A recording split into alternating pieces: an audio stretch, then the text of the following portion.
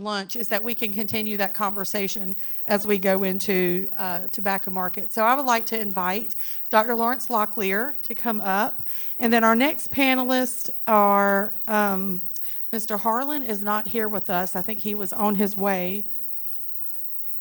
Senior? No. For Mr. Harlan?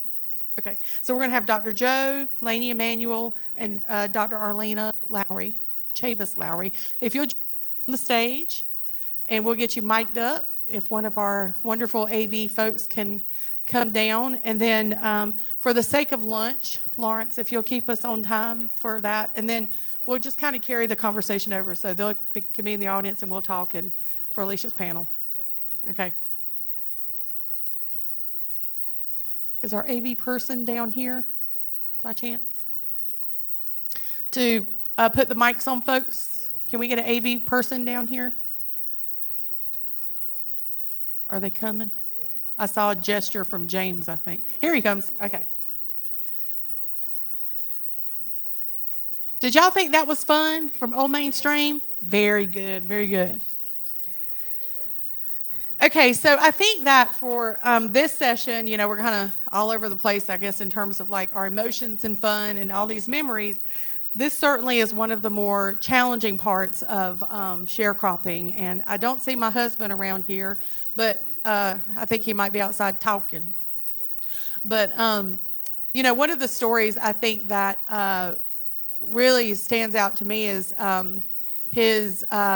I can't remember if it was his mom's dad. I think it was his mom's dad, sharecropping for a farm. And his mom said that the first time she ever saw her dad cry was when she went to the landowner, the guy that owned the farm that they were working on.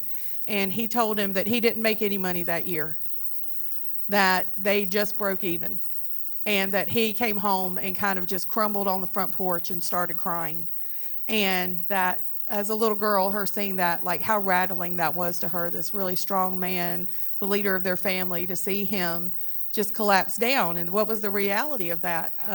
I think they had some expenses that year, and so it all kind of evened out. And they had nothing, no school clothes, no money really for food.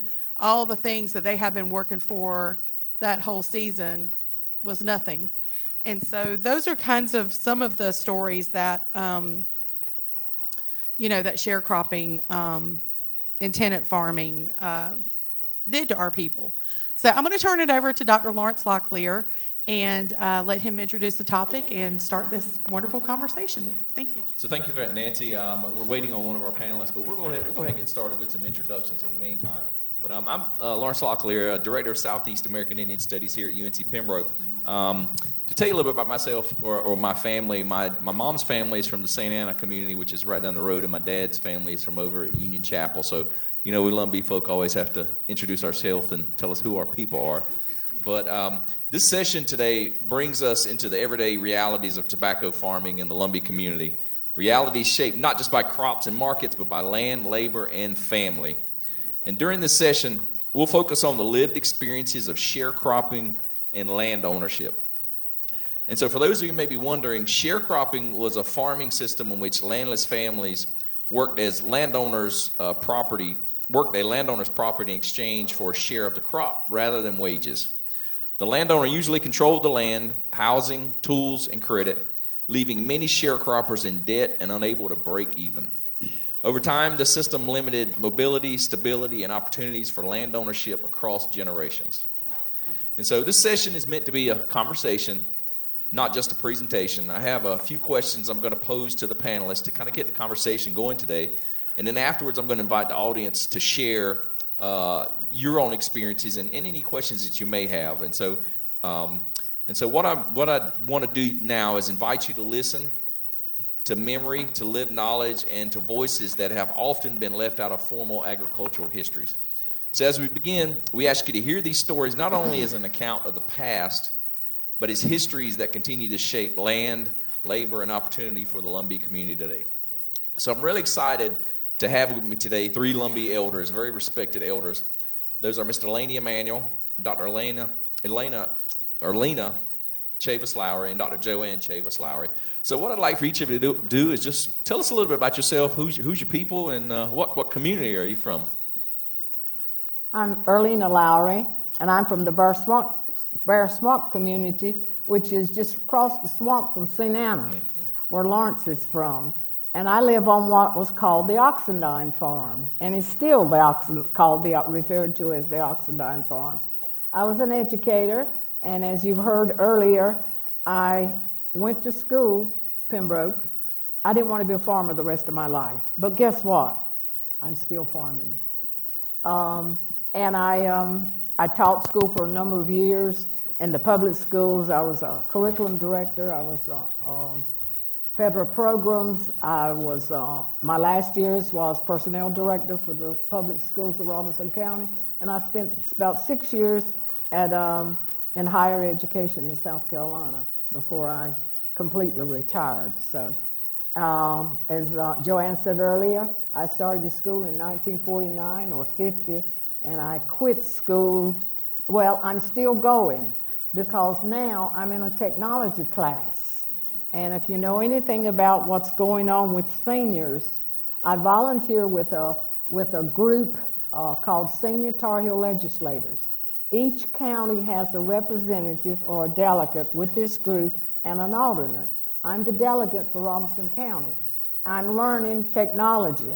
If you've never conducted a Zoom meeting, when we need to go to school. But I have done that and participated quite a bit. And in our county, Lawrence didn't ask me to say all this, but I'm going to share it. The tribe applied for a grant, and there's money out there, and it's to educate seniors in technology.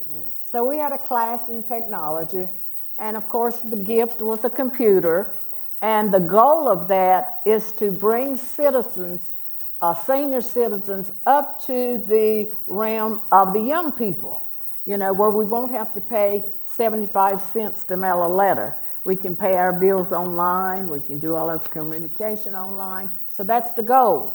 So I'm still in school.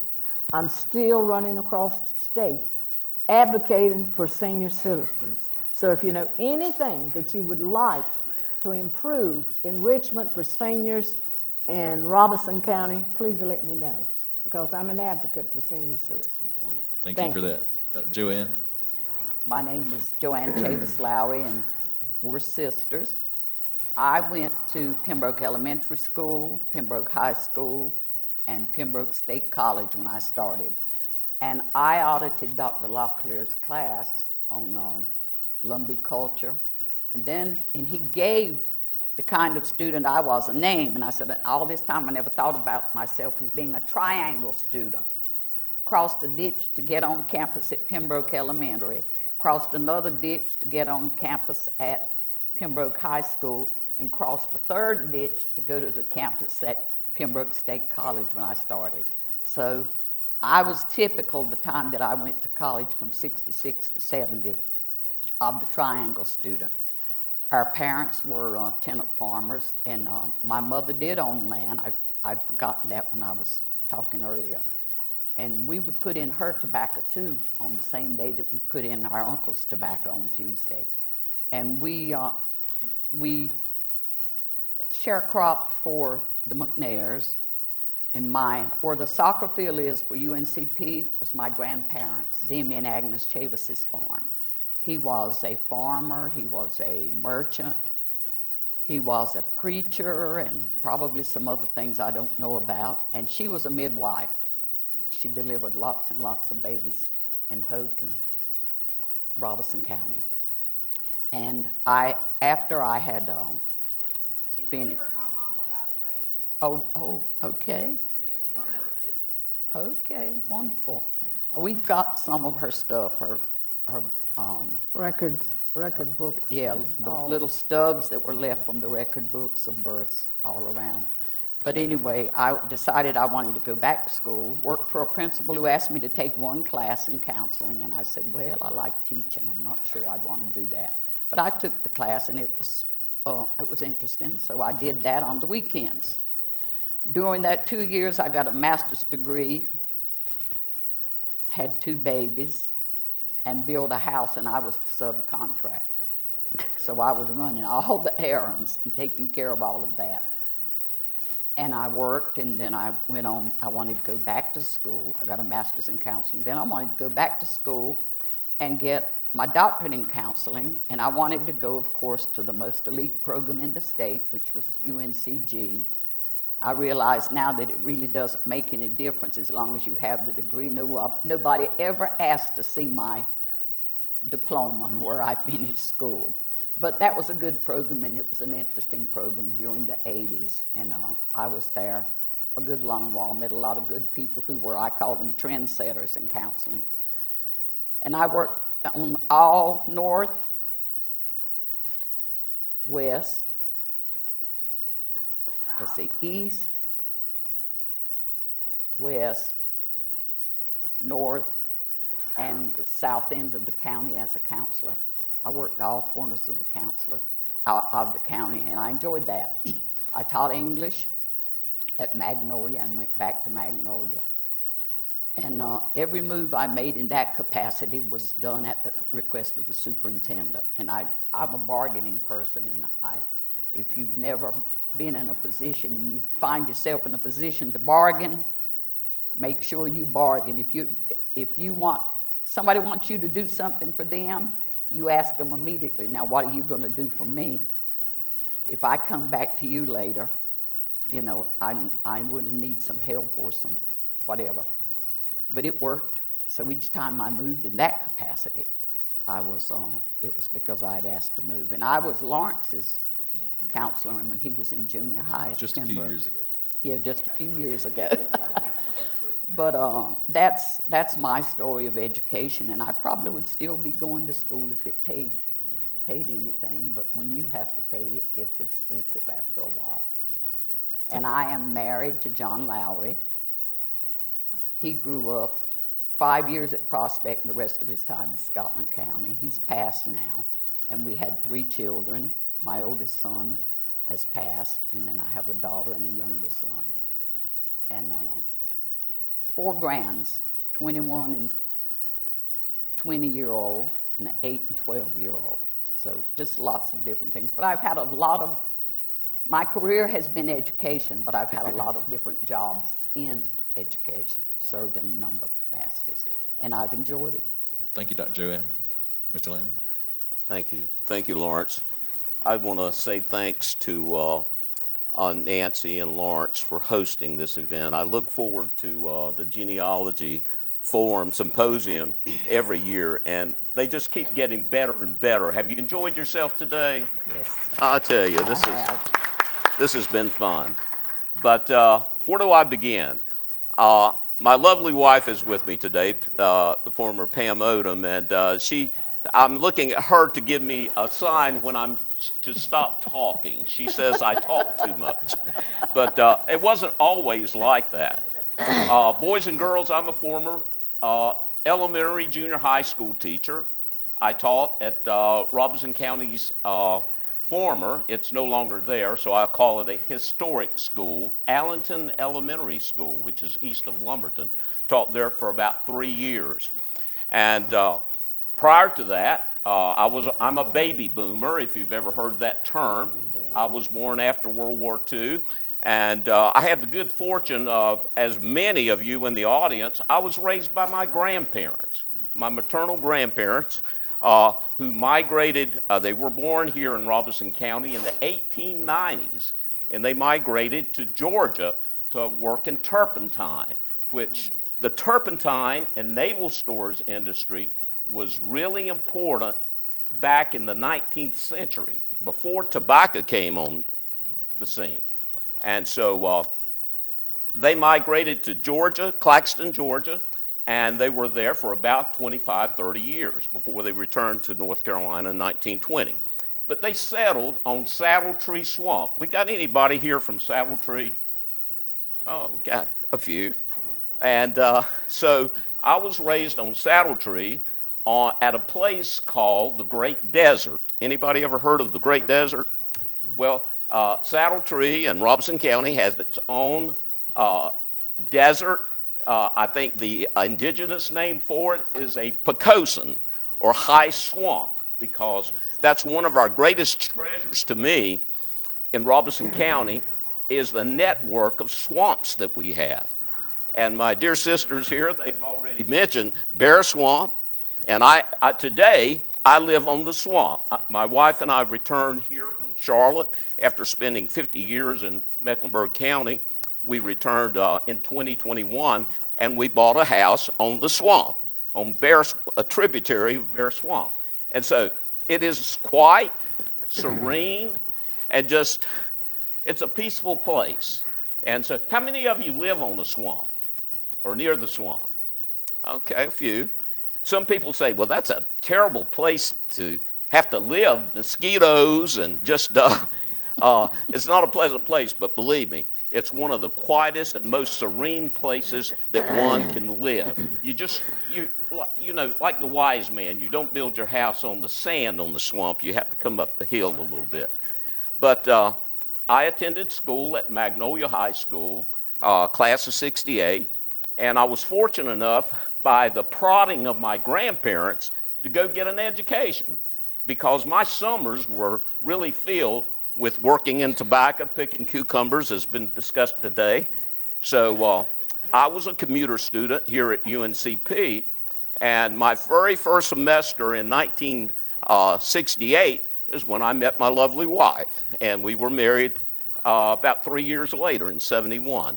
So I graduated in 1972 and witnessed a great transition in UNCP's history, because up until that time, I think it was 1969-70, it was Pembroke State College. But then in 71, it transitioned. It was renamed Pembroke State University. And then just a little history there, but a special time. So I graduated. I taught school for a few years, and then my wife and I decided to move to Mecklenburg County, where my father lived. And we've been there since 1974. And I worked with the city of Charlotte, still work for them part-time as a technologist, systems analyst there. So it's been great coming home. We came back about almost 5 years ago, and it's been really special because, as the old saying, there's no place like home, right? So thank you. Well, thank you for that, Mr. Landy. So I'm going to jump into some questions. I've got some questions for y'all. Thank y'all for sharing that. The first question is, what did a typical day look like for you and your family as sharecroppers during the farming season? What did it look like? What time did you get up? Who did what on the farm, and what kind of things did you do? And I'll let anyone take it and run with it. I would say that I could take you like Dr. Locklear did from the time putting the seed in and out. But one story in particular I'd like to share, or part of it, is when I was in probably the 8th or 9th grade. Daddy planted his own beds, and he took care of those beds. But in the early spring, I say March or April, when those plants, they became plants, of course, the weeds came too with the plants. So the weeds had to be removed. So I can remember early in the morning, we had to go down to near Lawrence's house in the woods and uncover those beds and work at pulling the weeds out of those beds. And imagine yourself early spring, I'll say March, April, at 6 o'clock in the morning, being out on those beds, picking weeds, pulling weeds from among the tobacco plants. And it's cold, the dew, heavy dew, and it's cold water. And we worked there. We would do that early in the morning. And when I finished, now remember now, I was in school. So when I finished, I'll say, Joanna's too young for this, but She's telling on you, don't you, Joey? We would go to the house and prepare ourselves to go to school, and Daddy would take us to school. Now, I don't remember jumping in the shower. I don't remember going out and all because we didn't have a shower. But that's one of the times that I did not like being on the farm. Another time, he's asking about a typical day. Another time or a typical day is when the suckers were growing in the tobacco and the worming tobacco. And then you had to poison the tobacco. If the worms got too bad, you had to poison. And when the plants were probably, I'll say 2 feet or 3 feet, we poisoned that tobacco with our hands. We were lucky if we could find a toast sack and cut the corner out and drop it. But most of the time we took our hands and we dropped that in each plant. My daddy always had 6 acres of tobacco. And that was a big farm back then, share cropping. That was something else. But the suckering, pulling the weeds out of the tobacco beds and suckering tobacco are the 2 things that I did not like. Suckering tobacco, it was hot. It didn't matter, what time we got up in the morning, to do that. And that wasn't something you did every day. It was timing. Okay, we might do it this week, and we go across it, and we get all those suckers. You might ask, the young people might ask, what is a sucker? Okay, if you watch collards today, or if you see collards, or I'll say any kind of a plant, that when it gets older, it has the little plants that come above, on top of the leaf from the stem. That's what we call the sucker. And we would have to pull those out.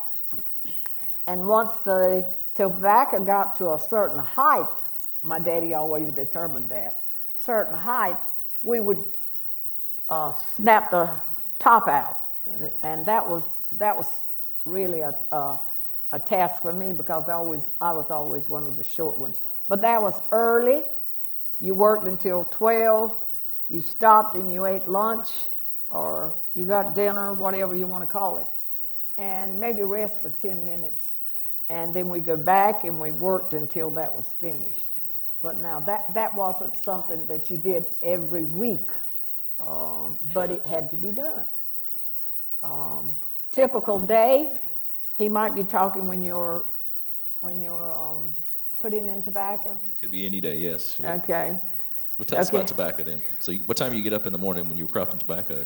When we crop tobacco, if we had to unload a barn, sometimes those barns didn't cure on time like we thought they should, The temperature, the weather, maybe something happened to one of the flues, maybe. In my early days when I was a child, maybe the cold didn't come in and it was snowing and Daddy couldn't get out there and feed that furnace with that coal. So it didn't come off like it should. So sometimes on the morning that we had to, now it wasn't snowing when we were curing tobacco all the time, but with the coal coming in, that was an issue too. But we would get up early in the morning, 5:30, 6 o'clock, unload a barn of tobacco. Now, when we were unloading tobacco, that was home folks. That was Daddy's family, and it was a large. During my time, I can remember at least 3 of my younger brothers being at home, and my sisters. The older boys, the older girls were gone at that time. 6 o'clock, we would start.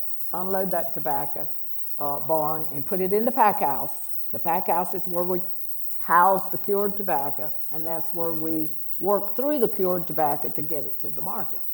And we stop for lunch, no more than 45 minutes or an hour, and then we would work until, we would finish cropping the tobacco. And usually with 6 acres of tobacco, my daddy had enough hands that we could have that done by 12. He might have 6 or 8 croppers, there.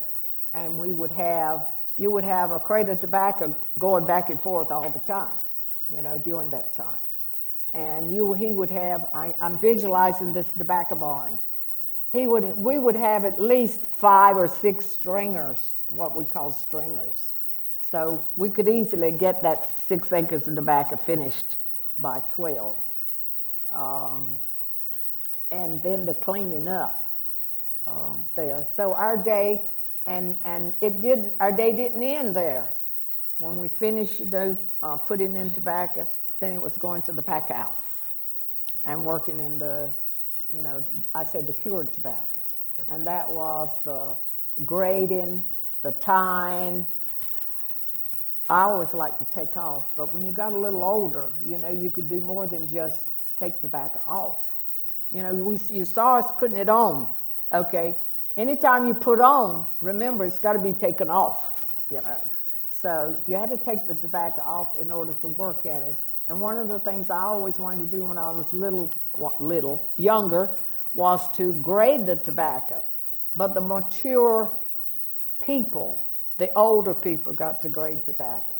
So when you got to the point that you could grade tobacco, you felt like you had really graduated in the field of tobacco at that time. But I never did get there.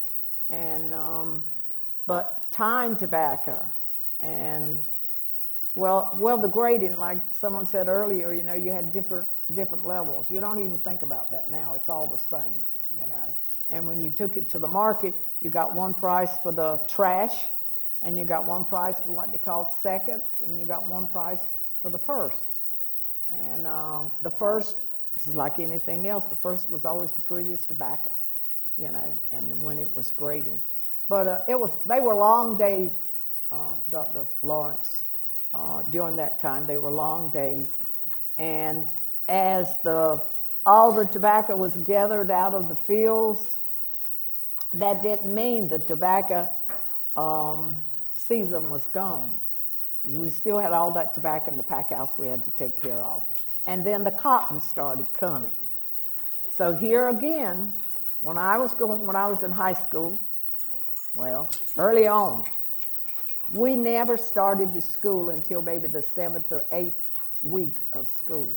Now, if it was a rainy day and we were finished, Daddy always took us and enrolled us, the first day, but we didn't go to school. And the principal and the teachers, and you can imagine what it was like being out for a week or 2 weeks, and then you go one day and you don't know what's going on. So you really had to pay attention. You really had to look at your books. And if you were really eager, you asked questions. But our principal always told our daddy, don't worry about it. They'll get graded on what they do when they are at school. So school was well on its way when we started.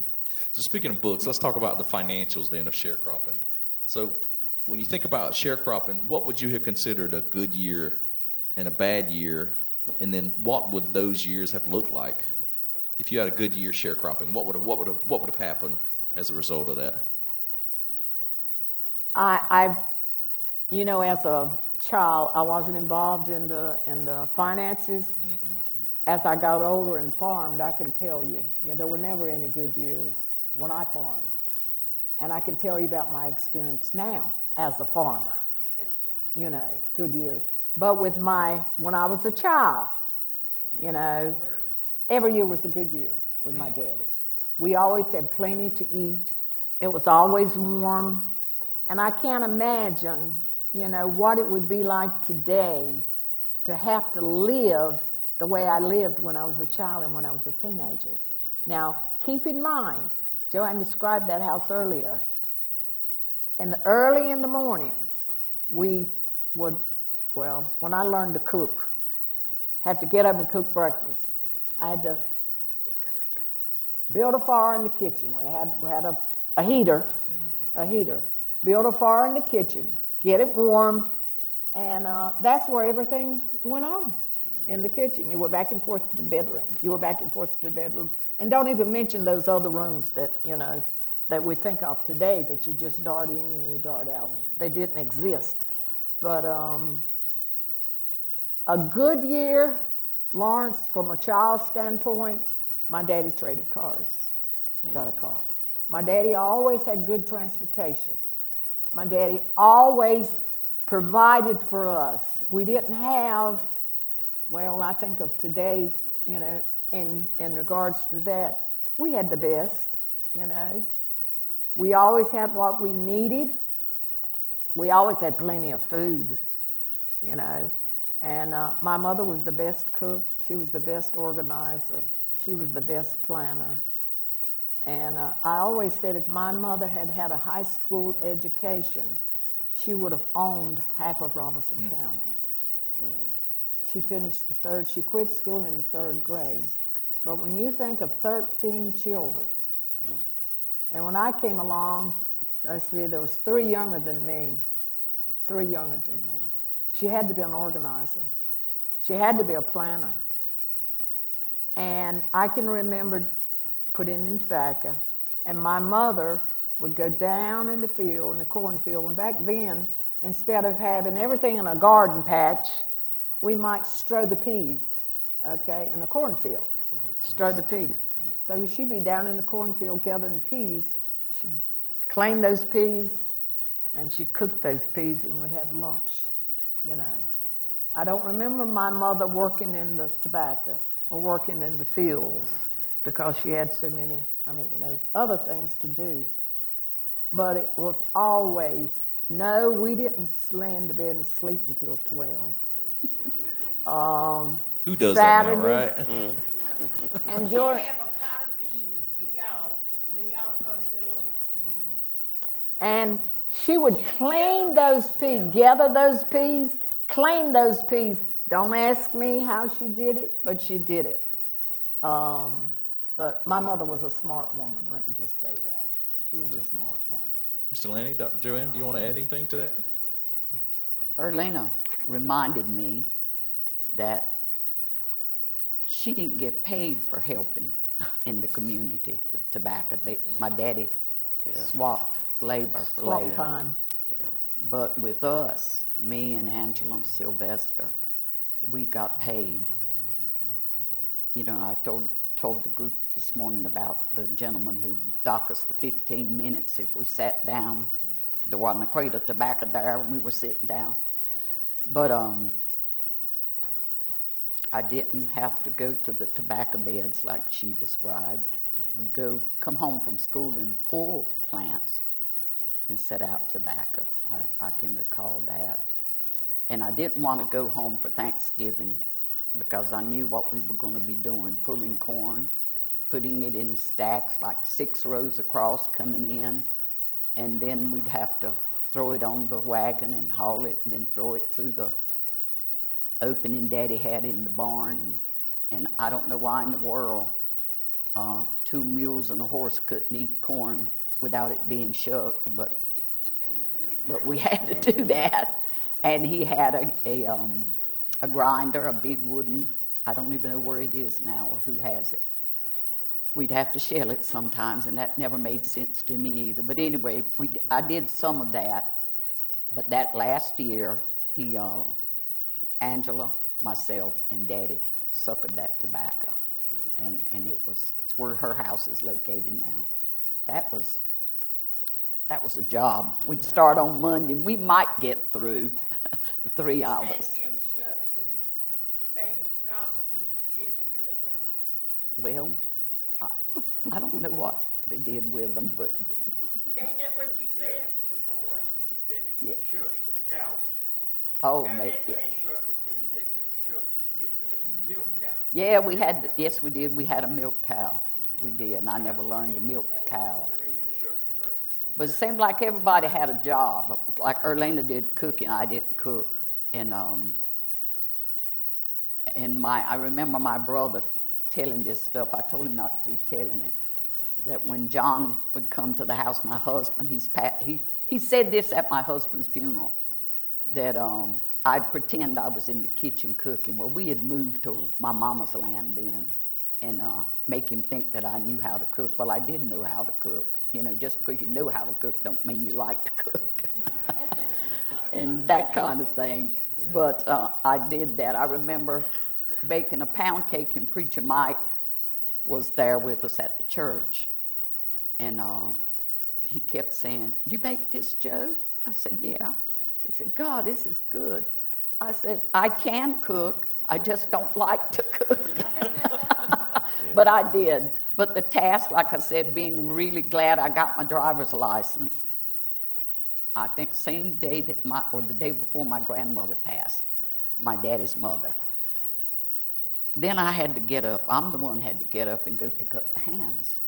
So that was that became my job. Well, it's fun when it's not your job, but when it's your job, you got to move 5:30 in the morning, then wait on the hands until they get through with breakfast, and then go back and eat breakfast yourself. But a lot of work. There was a lot of work, and I mentioned the work ethic, which absolutely some young people don't have. They just don't have. That leads me to another question I want to ask. We've got so many questions I want to ask you. Looking back now, how do you think sharecropping shaped who you are as a person today? Oh, gosh, for me, absolutely. How and in what ways? What do you think? Well, like I said, I said I wouldn't marry a farmer, so if somebody wanted to date me, that's the first question I asked. Do you farm, or do you plan to be a farmer? Even if they had their own land, I mean, that's a taxing. That's a taxing vocation. And maybe they thought I was joking, but I was serious as I could be. And I knew that I'd come here to school if I had to walk, and we only lived a little ways from here, so I knew that. But that doing a job and doing it well was something that was instilled in me from having grown up, as a farmer. And then that your word became your bond. Yeah. And for some people, that's just not true anymore. They'll tell you anything to get what they want, and then they won't follow through with things. But and we stayed across the road from our church, so we went to church every Sunday. Our mama would stay home, and she would prepare meals, and then she might come for preaching and that kind of thing. But helping, going and helping other people, on their farms and all of that's part of what creates integrity. And as I said, a work ethic, a sense of your words is, better than your word. Yeah. That was one of the things my daddy would say, that if you give someone your word, then you need to live up to it, with or without a written contract. So Mr. Delaney, that's how the way I was did it raised. shape you? Thank you. Well, for sharing that, John. I'd like to respond, and perhaps many of you, your grandparents or family members, you remember the impact that sharecropping had on them. If you had a good year, you had some continuity. You didn't have to move out. But a lot of our Indian families were, back in the 40s and beyond, probably 50s, were sharecropping. A lot of my friends. Now, I was fortunate, my grandpa, I think that was one of his goals coming back from Georgia in 1920, was to get a piece of land. And so as a child growing up in the 50s, in their household, 50s and 60s, we had a small, about a 30-acre farm on the desert. But many of my grandparents had 12 children, and the ones that were still local in Robeson County, mostly on Saddle Tree, were sharecroppers. Remember my Uncle Bob, he farmed for K.M. Biggs, which was a big farming operation, as many of you will recall. And he had a good, solid continuity, year after year. That he raised 7 children on that one farm in the same house. But that was good. But if you had a bad year, and many of my family members, you probably have them too, had to move from farm to farm because that was how you scraped out your living. And I think that had to be tough. The head of household, the mother and father who was trying to have some security for their family members, but then you had that threat that if you didn't produce for that landowner that you were sharecropping for, you were going to have to move on. And so I think that was one of the big signs. I know I had a lot of friends over at Magnolia in the 50s and 60s, all of a sudden, oh, we're moving. We've got to move. during the late, I guess, early spring, or late fall when they'd harvested the crop, the crop didn't come in good. And a lot of our family members who had property in the early decades of the 20th century lost their land because the indebtedness, because you have the cost of seed, fertilizer, and if you couldn't pay off the farm co-op, or it wasn't really a co-op, it was the big corporate farmers, mostly in the county seat of Lumberton, and if you couldn't pay your debts, that was another sign you were going to lose your land, because that was the collateral that they wanted if you didn't do that. So there's a great history of that happening in Robinson County. I had a relative, the Sampson family, over in Deep Branch community. I understand my paternal grandparents over there lost a farm, huge farm, because of the indebtedness that they incurred on the land. They had gotten it really probably back in the 30s, but then lost it. Well, let me ask you this question, and this question to everyone, and even those in the audience. You mentioned the Biggs family that you worked with. What was it like working with these landowning families? I've heard stories in my family about not so great relationships and being taken advantage of because many of our ancestors couldn't read and write. What was it like working with them? How were y'all treated? Do you remember? Just thinking about the question you asked earlier and his comments there, in our situation, we farmed for the McNairs out of Laurinburg. And to say that when you went to Laurinburg or Scotland County, it was like going to a new world as far as being treated. What do you mean by that? Well, I'm thinking of the culture at that time. I'm thinking the racism at that time. I'm thinking of a lot of things that I could tell you. But the McNairs and this moving every year, my father moved on that farm, and I was born in July 1943, and he moved that fall in November, and he retired there. So to me, that says a lot about my father and the people that he worked for. When he moved there, the McNairs offered him or asked him would he like to buy not just his farm, and that's basically where I am today, but there were 4 tenants, and that land reached from Bear Swamp all the way down to the railroad track and around. Lawrence knows what I'm talking about, for $29,000. Wow. He would. And I often wondered why, but my daddy was very frugal, and he had 10 children, and he was comfortable where he was. But now, $29,000, that's not a lot of money, when you think about it. But you're talking about 4 tenant farms. And we had 6 acres to back, and basically all of them had about the same. But my daddy, I learned, and we had a good relationship. If there was something, you needed and you didn't have the money right then, we could go to the McNairs and go to the store. But my daddy didn't allow us to do that. But I can remember when I was in high school, and the high school prom, no, it was when I was in college, maybe. Anyway, needed a prom dress. Everybody was getting prom dresses. My parents couldn't afford no prom dress, so my mother took me to the McNairs in Laurinburg, and if you know the history of the McNairs, that was one of the best stores in the area to shop at. So I got a dress for the prom. And it wasn't my $30, back then, so, what does that say? But they had a good relationship, and my daddy always paid his bills at the end of the season, and I'm thinking back of the behavior. I didn't see numbers, but I'm thinking of the behavior. He, there was enough of, made on the farm, and Daddy didn't work, another job. We farmed. But now he did, and Daddy was the kind, everybody in the community and other communities, Daddy measured land during the spring. You had to have your exact amount of tobacco land. And Daddy would go and walk it off. How did he learn? I don't know. Daddy was also He also took care of his animals on the farm. If he had a sick horse, if he had a sick cow or whatever, it had to be really bad for him to call the vet from Red Springs, Dr. Jackson. I think that was his name. But and he had the basic tools I'm seeing.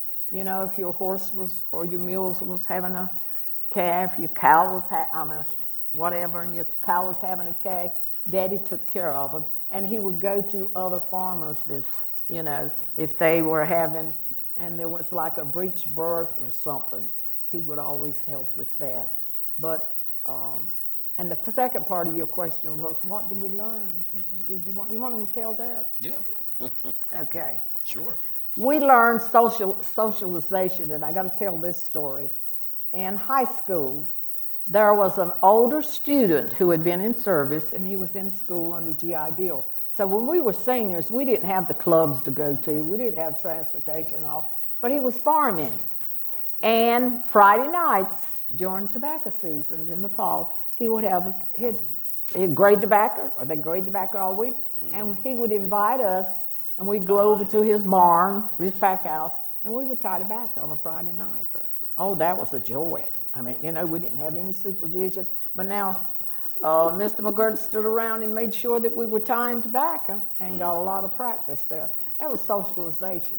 We learned to get along. And it wasn't just the elite in the class, and it wasn't the scum in the class. It was a mixture, if you wanted to go, he invited everybody. So socialization. I learned time management. Lawrence asked about what was my day like. You had to do this, and it had to be done at a certain time. You had to do this, you had to do this, you had to do this, you had to... Time management.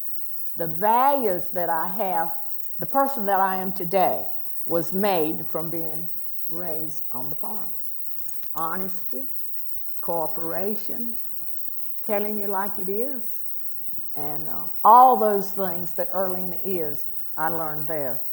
I learned to organization, as I mentioned. I learned obedience. I didn't stand and tell my parents I wasn't going to the door, that I was too tired, or I was this or that. You did what you were told to do. And That's for sure. from listening to my daddy's experience of having the opportunity to buy the farm, and he didn't do it, frugal. I learned to be frugal. So, I think if I wanted to buy a $29,000 farm today, if I didn't have the money, I could go to the banker downtown.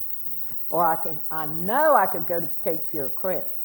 And when you can call Cape Fear Credit over the phone and tell them what you want, that you want to borrow $60,000 or $70,000 to expand your farm because so-and-so is selling acreage, okay, come on down. And you don't have to carry any collateral or anything like that. You've got good standing in the county, and you've got good standing in the community.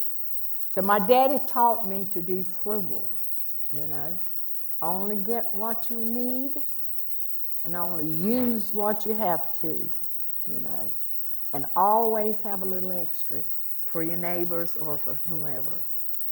But the work ethics, and it taught us to love. Building integrity. Your dad had built integrity, and I think that's probably those that succeeded in land ownership from these large corporate farms. That was a sharecropper was their investment. And how well, as Ms. Hurling said, they managed that farm. I think for them to hold on to that land for decades, as, for example, the Biggs family did, they watched that. And that's not to say there might have probably been, from stories I've heard, there was probably some situations where they did take advantage to acquire the land. But it's, I think, is one of the lessons I learned was, if you want your children, if you want to raise your children to keep themselves well grounded and stable, you've got to give them some responsibility and give it the sooner the better. You know, those chores. When I came home from school, or my friends, we couldn't run out and play. We had chores we had to do. We had to shell corn. Mine was keeping my my corn bin full of corn so that I could feed the chickens, you know. That was, to me, that was a big deal, you know. When I got that thing leveled off, you know, with maybe a couple of bushels of corn shell, I knew I had some leadway to go do something, maybe pick up basketball with my friends or something. But we didn't have a lot of spare time on our hands. Didn't have time to, you know, sit down in front of a TV set. Today, it's these mobile devices and so forth, you know. There's a lot for us to think about as parents and grandparents. We want to give our children and grandchildren a better life. I always heard that said of my grandfather, well, I want you to have a better life than I had. But, you know, you really have to dive down and understand what that really means, you know. It's not giving your kids a silver spoon, you know, with everything on. And I think, too, with sharecropping, just that work ethic, I think made you appreciate Work ethics. things even more. So that I think sometimes we don't have today. So I want to just say something that was good for me when I started school, my freshman year. I worked in the cafeteria. I made my schedule, had advisors, of course, but never saw them. They were in class when I was out. And when they were out, I was in class. So I always did my own schedule. My freshman year, we were still at the big house on Philadelphia Road. I fixed my schedule, 18 hours every semester. English major had the most hours to get a degree. So I fixed my classes from 8 to 5, Monday, Wednesday, and Friday. I did my labs on Tuesday and Thursday in the morning, or right at lunch, whenever, you know, it was scheduled. And I did that knowing that I had to wash on Thursday. I had to wash clothes for the family. And I didn't have a machine I could push a button on. I tell them washing clothes, using my machines and I was a breeze, because I went through that, drawing water from a well because our pump water would rust, leave a yellow cast to your clothes. So here I am, 18 years old, setting a schedule up. And I set it up so I can wash on Thursday. So I had my Spanish lab early on Tuesday morning. I had my science lab at lunch. Then I didn't have a class on Thursday. So I would either, if I had to come to school for something, then go back and I'd draw the water, dump it in the buckets, dump it in the buckets, put it on the wheelbarrow, push it to the back of the house, put it in the washing machine, a wringer washer, and fill up the 3 tubs. And I did that, which took quite a bit of time. But I wouldn't have been able to do that had I not learned how to work, how to follow a schedule, or like Erlene said, how to be organized. And most students didn't have class till 5 o'clock. Every day I had Monday, Wednesday, and Friday I had classes. And in between those classes, I went to the library and studied, got my work done, that kind of stuff. So that was good for me, and it was a good lesson, because then I realized, well, I can do this the entire time. And I'd set my schedule up, what I needed to take, and then I'd go and whenever I could find my advisor, let them sign it. But it made a big difference, because I was trying to figure out all that summer, how am I going to get clothes washed? And one of the first things when we moved the next year in my mom and daddy's house, I worked in the library then. I took my money and I bought a washing machine for my mom. I didn't get a dryer. And my mama, and I've shared this story, my mama dropped out in 2nd or 3rd grade to help her mother wash clothes for the white families in our town. so she could make money to pay her taxes to keep her land. She was her mama was a landowner too. So yeah, work ethic, all those kinds of things. Children don't have those kind of opportunities. But even typical of my 12-year-old granddaughter, I just peep in her bedroom door. I don't open it and go in. I said, baby, where in the world is all this stuff supposed to be? And it's just everywhere. And she's not taking responsibility for putting it up until it piles up, and I get her on all the time about that. But she just doesn't have a lot of work to do, particularly outside. Well, thank you for sharing that, Dr. Joanne. And for the sake of time, and I know everyone's thinking about lunch, we're going to wrap up because I don't think I want to get on Nancy's bad side about the food. I don't want to get on Airmark's bad. Thank you. So as this session comes to a close, I just want to thank our panelists, Mr. Laney Emanuel, Dr. Lena Chavis-Lowry, and Dr. Joanne Chavis-Lowry, and for sharing their stories and memories. And so everyone, please give them a round of applause for sharing today. So what we've heard today reminds us that tobacco farming in the Lumbee community is not just an agricultural history. It's a lived experience shaped by family, land, labor, survival, and resilience. So the stories of sharecropping, of not breaking even, of living in sharecropping houses, of rotating families from farm to farm, and of the long struggle to hold on to land reveal the human cost behind systems that often remain invisible in broader narratives. So at that same time, these stories speak to resilience, ingenuity, and the deep meaning land ownership holds across generations, particularly among the Lumbee people. And so by sharing these experiences today, we have helped, I think, preserve that knowledge, particularly for future generations. And I'm really glad the students from Old Main Stream Academy got to hear some of this. So these stories matter not only for understanding the past, but for informing conversations about land, agriculture, and equity in the present and future, as well as the Lumbee experience. So I hope that everyone enjoyed themselves today. Again, thank you for your panelists. I really learned a lot today. And so, Nancy, I'm going to turn it over to you so we can now break bread together. Thank you. Thank you all again so much. Dr. Jacobs walked in, and it reminded me that our great-grandfather was, I guess, a little hot-tempered, and he was a sharecropper, and he moved every year. 19 times. Yeah. So, yeah, a lot of mobility in that, and you can find them all over the place in census records. So it was just a very upended experience, right? You had no real kind of stronghold to where you lived and what your viability would be, which is fascinating. Okay, you all, I'm going to put Mr. Gregg on the spot here, and I'm going to ask him to say a prayer for lunch. But before I do that, as you get your thoughts together, y'all, do you ever have someone's name that you know and you've heard it a million times, but you change your mind on what their name is? Micaiah? Because I also want to say McKaylee. Not confuse myself on someone else's name now. She is with the Department of Cultural and Natural Resources, and so is Quinn Godwin, that are here as part of the American Indian Heritage Commission.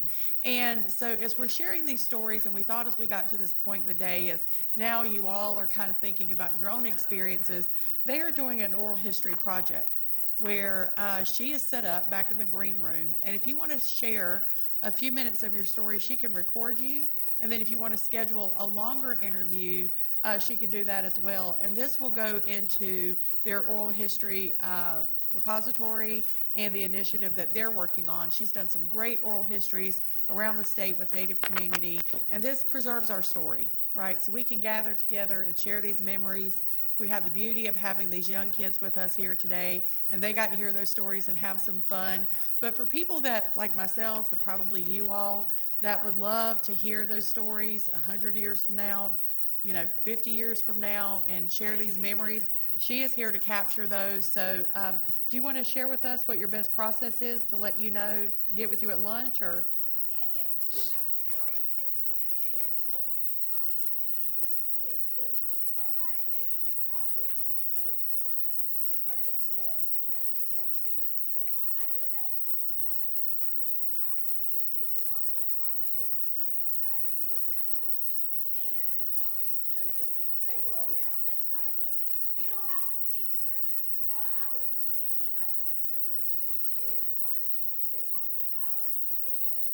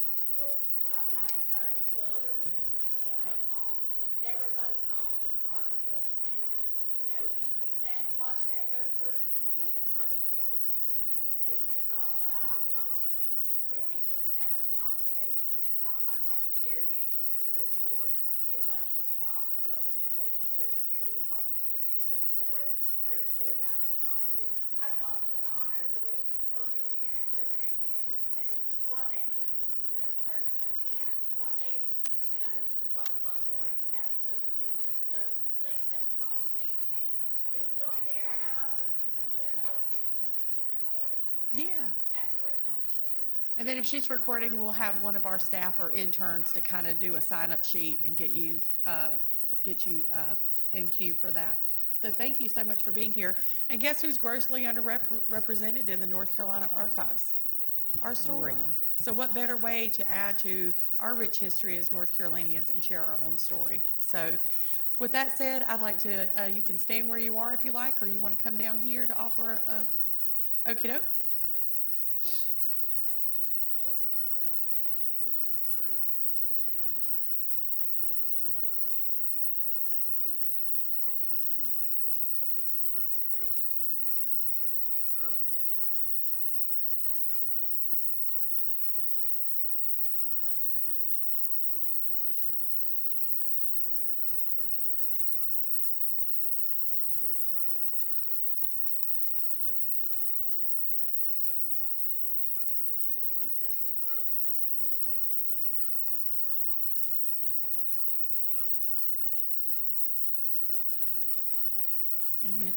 Now, quick logistics, and thank you so much for that. Thank you, Lawrence. Upstairs in the best event stories room, are you the can take the stories you stairs know. at the top of the That's right. stairs.